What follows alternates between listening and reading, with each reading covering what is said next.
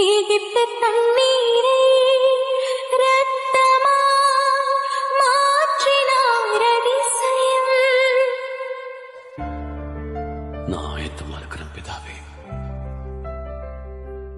வெறும் தண்ணீரை திராட்சை ரசமாய் மாற்றினார் அதிசயம். யாரும் பயப்பட வேண்டாம், ஆண்டவர் நம்மோடு இருக்கிறார். போங்க. செங்கடலை இரண்டாக பிரித்திட்டார் அதிசயம்.